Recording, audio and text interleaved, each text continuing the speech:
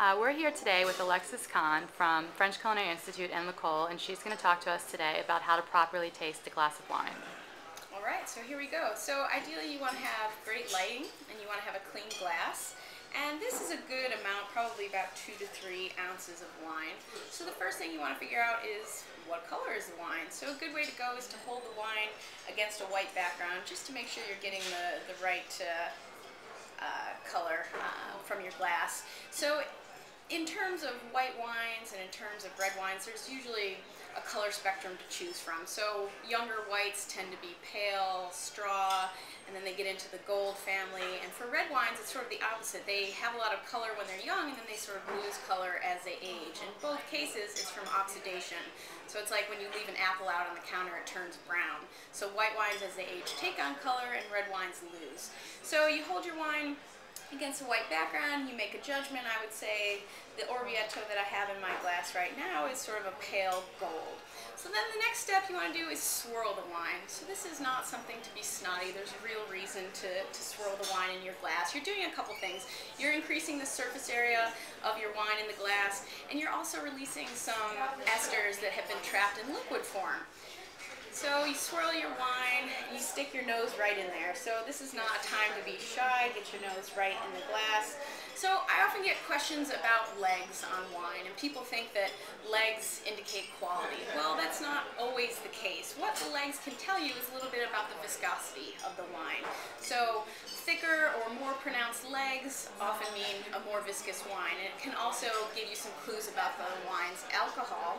So if you see more legs on the side of your glass, it could be a higher alcohol wine. And if we had a red wine in this glass, and if we noticed some staining of the tears down the side of the glass, maybe some pink left over after we swirled, that could have something to do with the extraction that the winemaker did to the wine in terms of letting the wine, the juice of the grapes sit longer with the skins to extract more color. All right, so now you smell your wine, and what do you want to look for? Well, I think it's easiest to break it down into families. You want to think about what different fruits are there and then what non-fruit things are there. So in terms of fruits, it's helpful to break it down into fruit families. So if we're talking about white wine, are there citrus fruits? Are there apple pear notes? Maybe there's tropical fruits. Or you might hear people refer to stone fruits, fruit with a pit, like peaches or apricots. And then in terms of non-fruit things that you can look for are earthy items. In white wine, minerality often comes up. Or floral things like white flowers, hibiscus, honeysuckle. And in terms of red wines, again, the fruit families apply. It could be red fruits, could be black fruits, could be blue fruits. And then in terms of the earthy qualities, in red wines, you're more likely to get mushrooms, damp earth, things like that. All right, so now on to the important part, the tasting.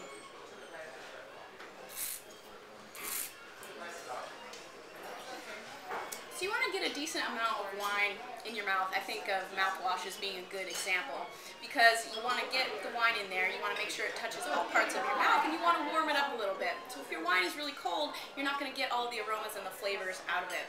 So you probably heard me making a slurping noise when I tasted the wine, and I'm doing a couple things.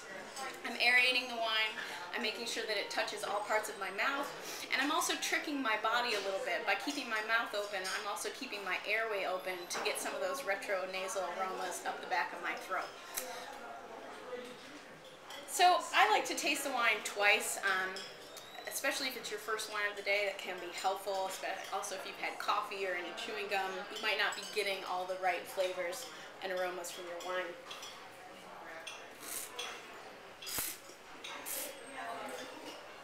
So you want the wine to hit all parts of your mouth because while the tongue map is a myth, there are certain parts of your mouth that are really helpful in recognizing the structure of the wine. So for example, one of the backbones of white wine is the acidity, and a good place to look for the acidity is on the sides of your tongue. So your tongue will feel activated, it'll be tingling, it'll feel like you want to drool a little bit.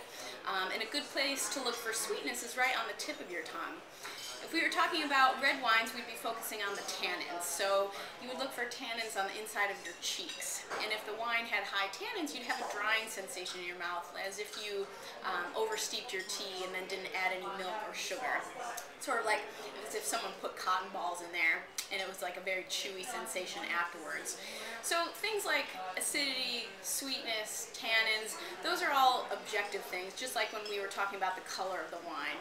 And the subjective part comes in when we talk about the things that we smell and the things that we taste, because just if I were to smell peaches and you were to smell apricots, there'd be real no way to know who was correct. In terms of the body of the wine, that's sort of how it feels in your mouth, the weight of the wine, maybe how it sits on your tongue. A good comparison in terms of judging the body of wine is to think about milk. You know, is it light in body like a skim milk, or is it fuller in body like a whole milk? And then after that, you know, it's important to, once you spit out the wine or swallow the wine, to keep thinking about it, because the aftertaste of the wine is really important as well. And I think probably the most important thing about tasting really is the sense of smell. So when you're tasting wine, there's two things that are happening. There's the direct action of you putting your nose in the glass, and then there's the indirect action which sort of occurs during the aftertaste as those aromas come up the back of your throat. So if you think about when you have a cold and none of your food tastes good to you, it's because you're congested, you're not getting any of the aromas in your food. So if I were to plug my nose and take a sip of this wine, I couldn't even tell you that it was wine. And as soon as I unplugged my nose, then I would start to get all those flavors and aromas from the first time around. That's great. Thank you so much. You're welcome.